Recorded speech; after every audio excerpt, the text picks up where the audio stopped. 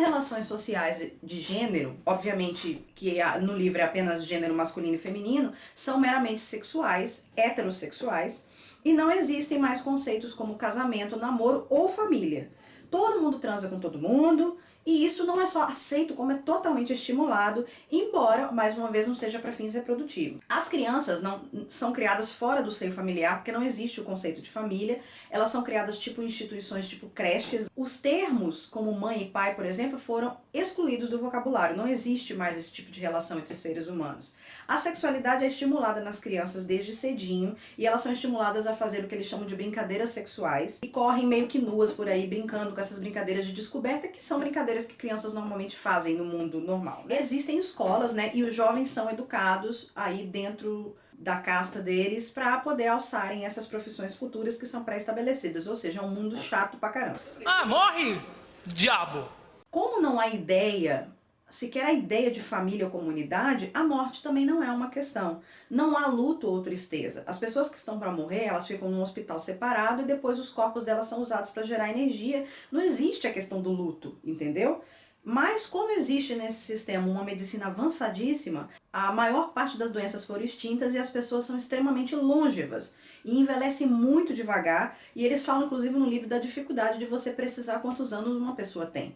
Na verdade, no sistema não existe velhice ou feiura, são coisas abomináveis, porque, se você for analisar, na modernidade, segundo a teoria do próprio Freud, a modernidade exige que tudo seja belo, que tudo seja novo. Isso é o conceito da modernidade do século XX. E também, ao mesmo tempo, uma sociedade extremamente consumista ao limite, onde não existe, por exemplo, a possibilidade de você consertar coisas ou de você remendar roupas. Tudo é jogado fora e incinerado e você compra tudo de novo.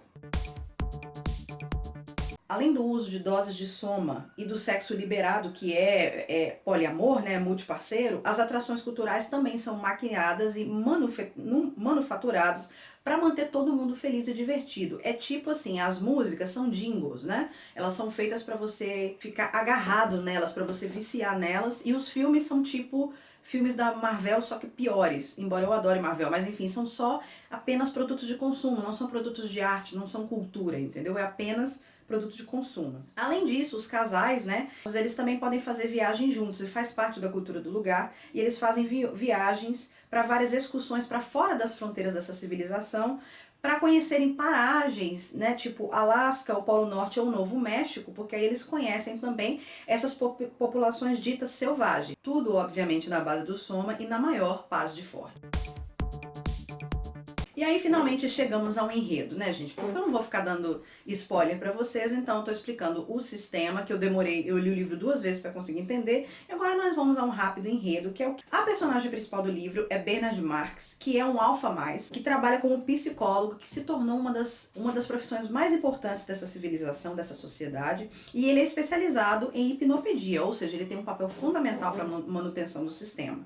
Mas Bernard é um cara que ele tá descontente e feliz com o sistema em que vive, e além dele não ser muito chegado em usar soma, e por isso ele sofre de mudanças de humor que são totalmente humanas, ele também tem um hábito bastante esquisito de contestar as coisas, de questionar o sistema. Ele gosta de quietude e silêncio, que são coisas abomináveis dentro de uma sociedade onde o hedonismo e a diversão são tudo, né? Além disso, ele é considerado meio feio e meio baixo para ser um alfa mais, embora ele seja obviamente extremamente inteligente. O que se conta, ele sofre até preconceito por causa disso, é que na hora que ele foi fabricado, lá o feto foi fabricado, parece que caiu uma dose a mais de álcool no feto dele, e por isso ele cresceu assim meio esquisito. Ele não tem quase nenhum dos comportamentos dos outros, e inclusive ele quer ter um relacionamento sério, monogâmico, com a personagem Lenina Crown. A Lenina é uma beta mais, ela é vacinadora do centro de incubação, que é onde o Bernard também trabalha, e que no início do livro ela está num relacionamento com o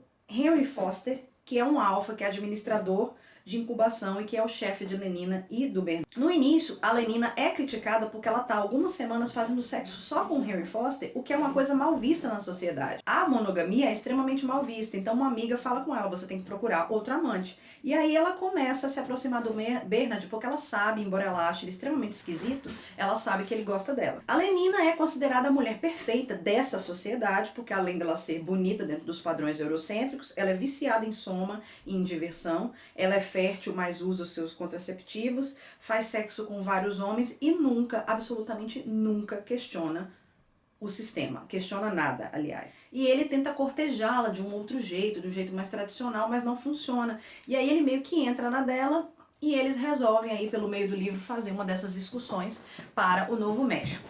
No Novo México, eles descobrem uma comunidade chamada Malpé. E eles fazem um turismo que é tipo um safari, ou meio que uma visita a um zoológico, né? A um reduto de pessoas não civilizadas que se assemelha mais ou menos a uma comunidade indígena. Lá, em meio a essas pessoas indígenas de pele escura, eles conhecem John, que é um rapaz louro de 18 anos, que embora seja criado como indígena, ele é meio que parece muito como uma pessoa civilizada. O John é filho de Linda, e aí eles descobrem que a Linda era uma pessoa dessa civilização do Admirável Mundo Novo, que se perdeu ali naquelas terras há algumas décadas e ela engravidou de um alfa que estava com ela, mas ela se perdeu, eles acharam que ela tinha morrido e ela acabou tendo esse menino, e aí ela se encontra dentro dos padrões deles, envelhecida, feia e infeliz, porque ela não tem o soma para tomar, né? A Linda tentou educar o John de acordo com as regras da civilização deles, mas o John cresceu religioso e ele trata a Linda como sua mãe, o que é um conceito que não existe no Admirável Mundo Novo. A Linda ensinou o menino a ler e usou para isso os livros de Shakespeare para que ele aprendesse a ler, que são livros ridicularizados na sociedade civilizada porque eles tratam de temas como amor, romance, celibato, religião, e por causa disso eles teriam sido banidos anos atrás. E aí, o Bernard encontra no John a possibilidade de alguma conquista de respeito social, porque ele é super desrespeitado, embora ele tenha um cargo alto e tudo. E aí ele resolve levar o menino de volta para a sociedade para apresentar ele, né, como um exemplar dos selvagens. Ele aceita voltar com eles para Admirável Mundo Novo e a Linda também volta com eles, né?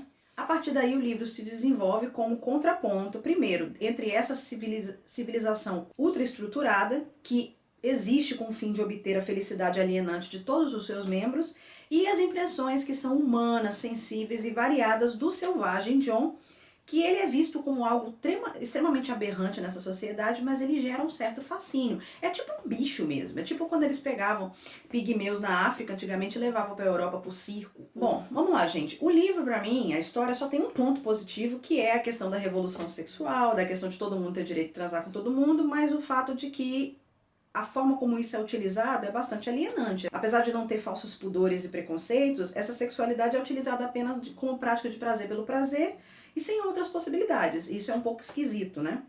A questão da sexualidade ser exclusivamente hétero no livro é a gente lembrar que o livro foi escrito na década de 30, onde falar-se sobre outras orientações sexuais, como a homossexualidade, não era apenas uma coisa a não ser discutida, como muitas vezes era criminalizada. Na Inglaterra, até a década de 50, ser homossexual era crime. Mas o livro nos mostra, por exemplo, quais são as consequências dessa nossa busca moderna e patriarcal de viver apenas sob o domínio da razão e dos prazeres físicos, prazer pelo prazer, que nos afastam de relações sociais mais profundas e do convívio familiar. Nessa história, o ser humano, que é um animal extremamente social, ele tem as relações sociais reduzidas apenas às práticas sexuais superficiais, a amizades superficiais e ao lazer superficial. E é engraçado como o autor viu a necessidade de criar para essa história uma droga, né, que mantém as pessoas alienadas. Quando a personagem usa o soma, ela entra no que eles chamam de uma viagem, né? E elas ficam lá deitadonas, sabe, sem pensar e etc. Então, a droga tira você da sua consciência e aí o ato do não pensar, do não refletir, é o que traria paz e serenidade para essas pessoas, ao mesmo tempo que evitariam revoltas e questionamentos do sistema. Porque um sistema desse, mesmo que você tenha a questão da hipnopedia, da lavagem cerebral, em algum momento as pessoas iam ficar se sentindo infelizes e talvez iam se revoltar. O mundo de Huxley, ele foi criado aí no momento da ascensão do nazismo e do fascismo, e ele já mostra esse desejo inframe que a gente tem do sistema capitalista e de alguns fascistas, né, de dividir todo mundo em classes e etnias separadas, e precisa criar uma droga para manter a paz, porque se vocês forem analisar, o sistema é extremamente fascista. E aí o soma seria uma forma, por exemplo, de evitar que a classe trabalhadora nunca fizesse a revolução operária que foi, né, idealizada por Marx no século XIX. Aliás, as mudanças genéticas fizeram com que a classe trabalhadora fosse tão diferente física e psicologicamente da classe dominante que é bem capaz que essa revolução nunca fosse não só impossível, como fosse indesejada pela própria classe trabalhadora. Em 59, o Huxley escreveu um segundo livro, chamado Regresso ao Admirável Mundo Novo, que é onde ele analisa, né, ele faz um ensaio sobre como algumas das suas profecias estavam se tornando realidade por meio do progresso científico, principalmente aquelas voltadas para o controle das vontades dos seres humanos. E aí, pessoal, o que vocês acharam da resenha de hoje do canal Leia Preta Leia? Se você gostou, por favor, dê apoio a esse meu novo projeto, se inscrevendo no canal e deixando o seu like.